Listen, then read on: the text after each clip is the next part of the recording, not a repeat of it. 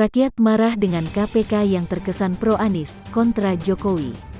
Penulis, Manuel. Gambar yang menjadi fitur image ini adalah gambar yang diambil saat rakyat marah kepada KPK, terkhusus kepada Novel Baswedan, sepupu Anies, yang terus-menerus memojokkan Presiden Jokowi soal aksi penyiraman air keras ke mata Novel, yang katanya merusak matanya. Dari awal rakyat Indonesia sudah curiga KPK ini tebang pilih. Organisasi anti rasuah yang sebentar lagi harus dibongkar dan dibubarkan ini sudah mempertontonkan keberpihakannya kepada DKI Jakarta, yang ada di bawah Bang Anies Baswedan yang namanya jangan disingkat. Selengkapnya, kasus-kasus yang kecil, dibesar-besarkan dan dianggap sebuah tindakan kriminal yang nggak beres. Nilainya mentok paling miliaran, tapi kasus-kasus yang besar jelas-jelas ada di depan mata, didiamkan. Makanya rakyat sudah lihat dan berpendapat juga dari awal, bahwa selama masih ada Novel di sana, jangan harap KPK bisa urus DKI. Kecurigaan ini sudah disuarakan oleh banyak orang. Jangan sebut mereka buzzer bayaran. Tapi mereka adalah kebanyakan buzzer yang gak rela uangnya dikelola dengan tidak jelas sampai keberadaan yang gak jelas. Coba lihat saja uang Formula E yang sudah dibayarkan ratusan miliar. Formula E-nya nggak jadi, tapi uangnya sudah hangus.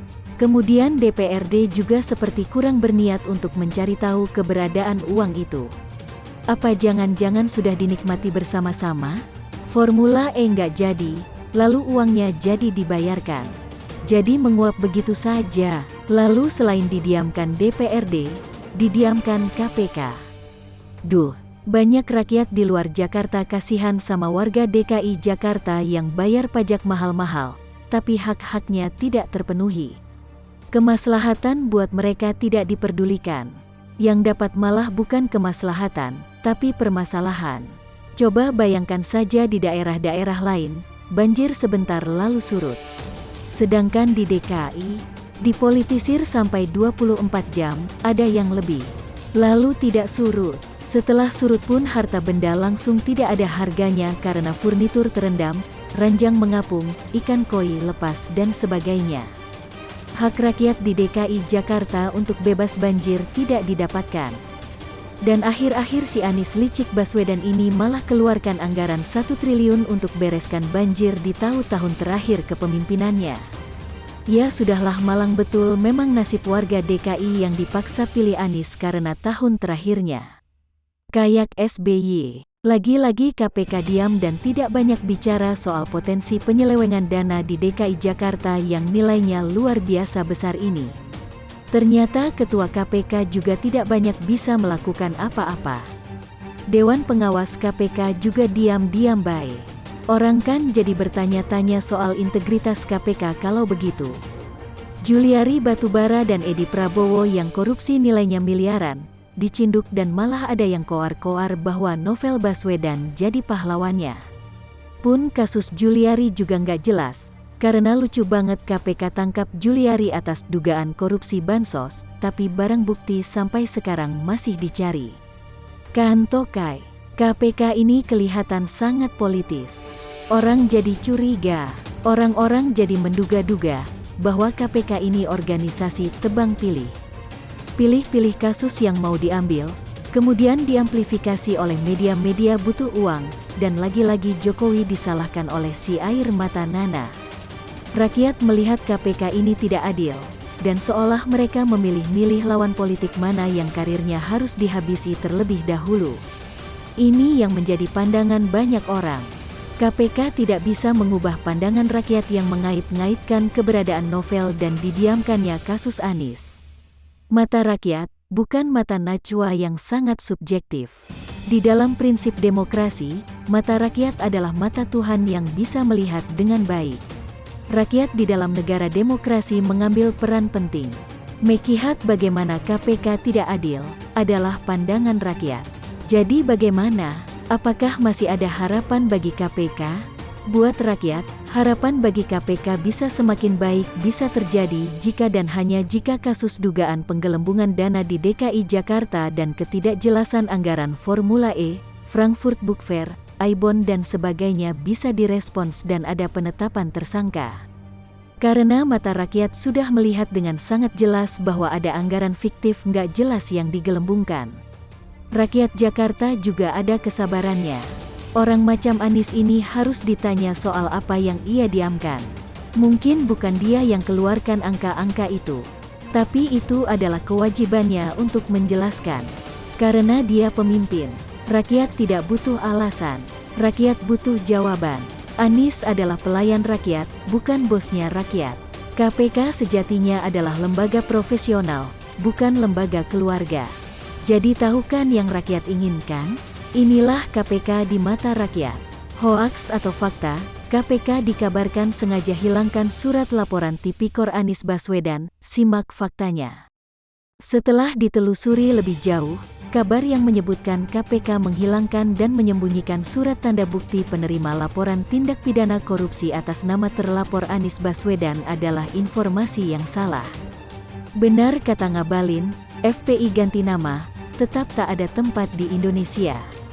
Penulis, Sehardi. Seperti yang pernah dikatakan sebelumnya, Rizik tidak takut FPI dibubarkan, karena masih bisa mendirikan FPI dengan nama kepanjangan yang lain. Begitu dibubarkan, Rizik langsung mendeklarasikan Front Persatuan Islam. Kalau menurut beberapa pengamat, ini tidak akan memberikan efek apa-apa, karena secara substansi, Front Pembela Islam sudah mati. Aktivitas dilarang total. Segala atribut juga disita dan dilenyapkan. Mengganti nama yang baru, harus memulai lagi dari awal yang artinya ormas ini semakin mengecil. Belum lagi para bohir dan sponsor yang sebelumnya doyan bekerja sama dengan ormas ini, sudah mundur teratur. Karena rugi bandar, Ngabalin menyatakan baginya tak ada perbedaan dari dua ormas tersebut. Sebab apapun namanya, tidak ada tempat bagi ormas tersebut di Indonesia. Front Persatuan Islam, FPI, apapun namamu, kau tidak ada tempat di republik ini, tulis Ngabalin lewat cuitannya. Menurutnya, ormas yang dibentuk pada 1998 itu berbeda dengan ideologi NKRI. Basis dan haluanmu adalah negara khilafah Islamiyah, kata Ngabalin. Dengan ideologi tersebut, itu berarti FPI telah melakukan pembangkangan terhadap bangsa. Itu adalah sebuah pembangkangan terhadap negara dan konstitusi yang sah dan berlaku, katanya lagi.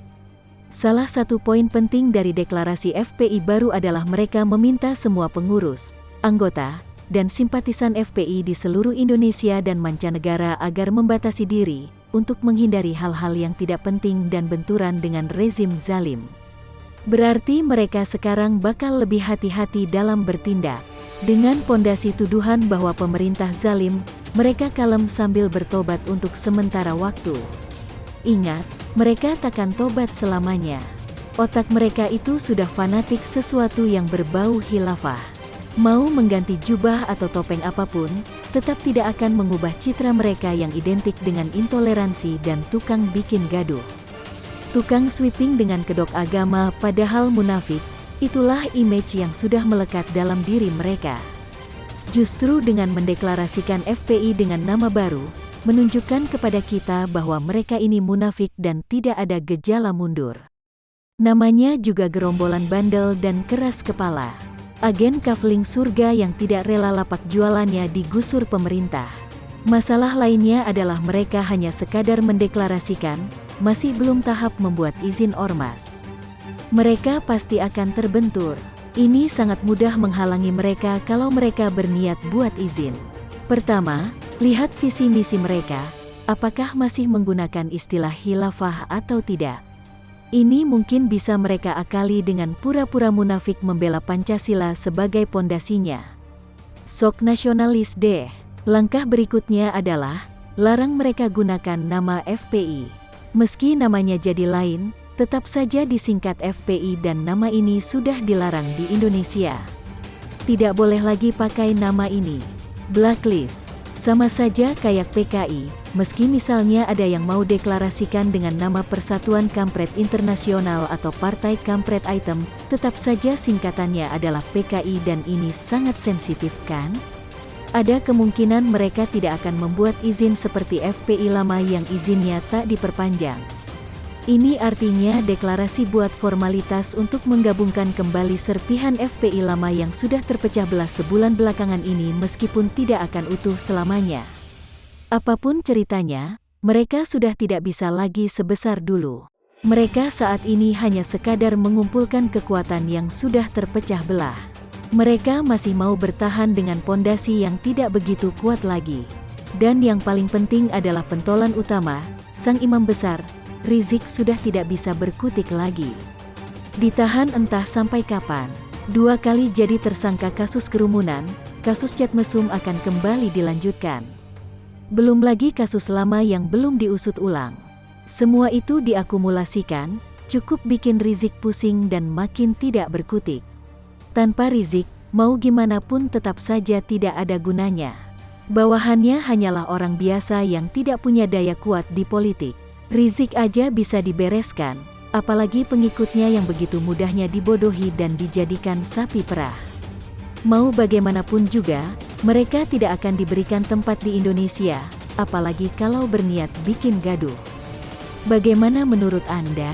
FPI ganti nama dan tidak akan daftarkan ormas ke pemerintah, ahli, SKT tidak wajib.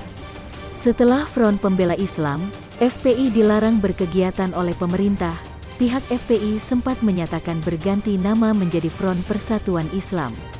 Mereka berpendapat, pemerintah tidak dapat menetapkan sebuah ormas sebagai ormas terlarang sepanjang tidak melakukan kegiatan yang mengganggu keamanan, ketertiban umum atau melakukan pelanggaran hukum. Partai Keadilan Sejahtera menilai pelarangan segala aktivitas FPI adalah kegagalan pemerintah dalam membina organisasi kemasyarakatan.